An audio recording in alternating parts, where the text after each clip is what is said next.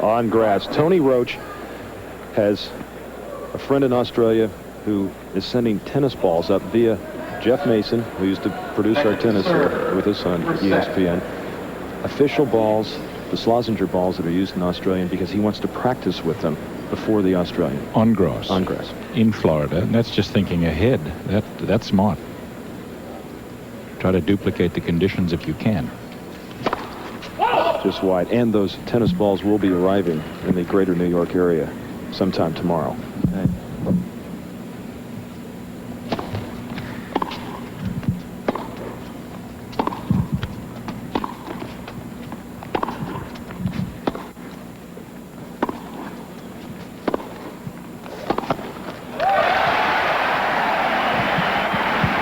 I would expect that they will also see much greater reaction out of the crowd tonight, because Becker brings that sort of reaction out of the crowd, as does Lendl with his style of play.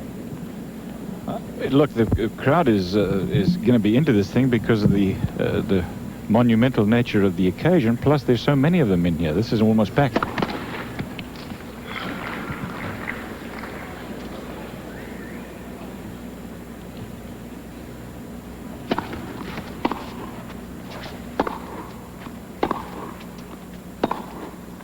Oh. 15 off.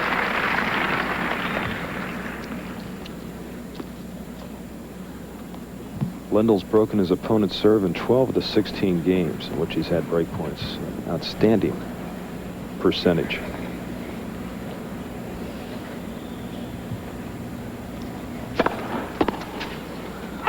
And we'll also have the gun on to find out exactly how hard Becker is serving. He's served as hard as 128 miles per hour this week. But Cliff, as the week progressed, the average has come down, but his effectiveness hasn't fallen off. It's interesting that. I don't know why. Tell you what, he's not serving like a slouch right now. There's very little that he's taking off that serve, and it's amazing to me because this is the first game out there. Of course, normally the guys will take it just a little easier. Now, they were obviously warming up for this match, but that was a little while ago.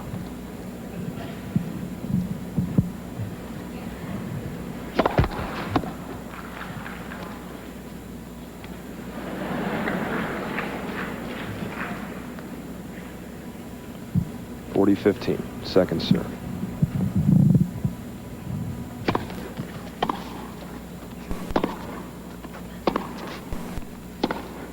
Oh!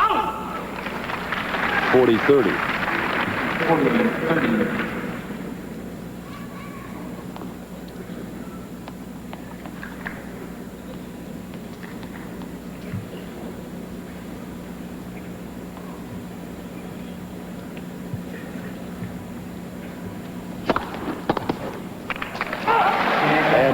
Becker wins the first game of the first set in the final of the Nabisco Masters.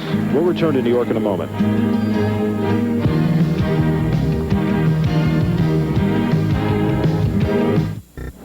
You know, the extent of the shoulder turn is very important in the serve. Both of these boys give you a major shoulder turn, as you can see here from Boris Becker, and the same thing from Ivan Lendl. Just take a look at it. See, Lendl's knees are more bent at this point than are Becker's, as you can tell. But look at the shoulder turn, just how far both of these fellas are around. Also, take a look at this arm here of Lendl's pointing to the ball. Becker's a little further down. And now you will see them go through both serves. It is the shoulder turn, the uncoiling of the shoulders, that is one of the major elements in the great serves of both of these guys. You can see it live too.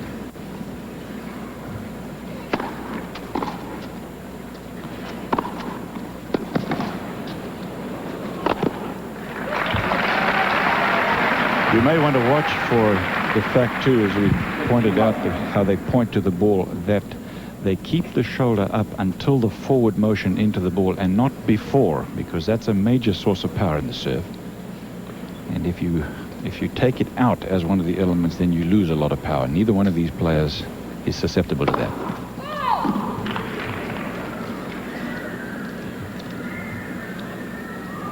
.15 second serve for Ivan Lendl.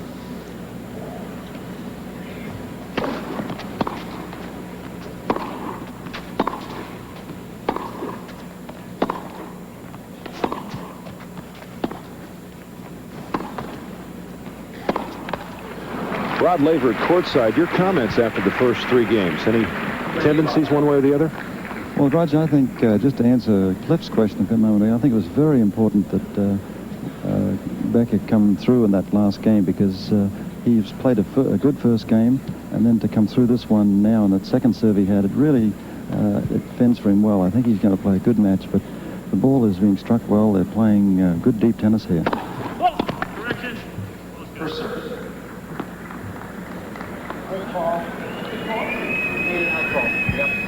Rod? Yeah, the ball's a little long. Okay, so Richard Kaufman says first serve. Yeah, I think actually it was overruled. The guy called it too soon. It was a good serve. Becker knew it. So did Lendl. He'll serve 2. Just wide. What he love? Seems like Boris is going for the lines this early in the match. He seems like he must be very confident.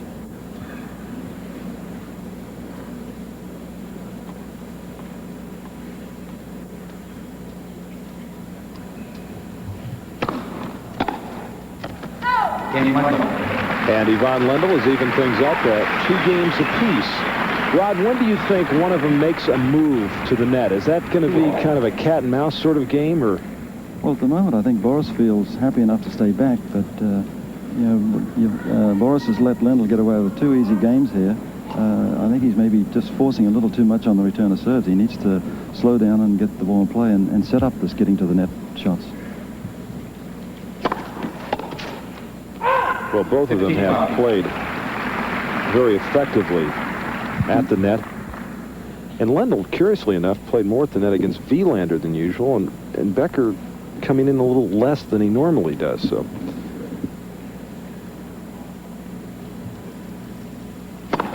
In as much as that fact stays true for this match, it does not bode well for Becker, in my opinion. He's got to try to get in. Stay back with Lendl, you're going to come second. I definitely agree, Cliff. Boris is certainly going to come to the net quite often behind his serve, but Lendl just won't give him the opportunity the way he's hitting that ground strokes, both sides. He's hitting the ball deep, so Boris is not going to come in on anything that's not really something he can really attack on. first double fault for Boris Becker. 15 all.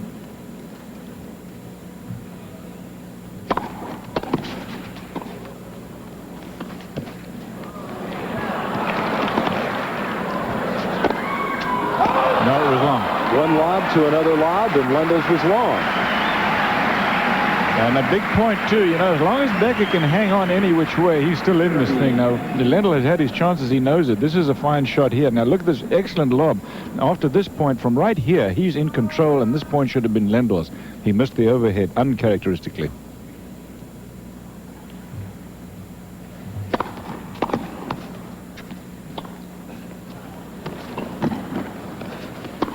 There it is. Yeah, I love that drop shot that I'm seeing here from Becker. I don't know where he's got that from. He didn't used to hit that thing. Rocket, it's an amazing shot because he gets a lot of backspin on it, doesn't he? He is. He's coming way under the ball very quickly and quite a lot of angle. So it's a great shot if he can draw Ivan Lendl in on that one. What a great streak. 21 matches, last 4 events, 40-15.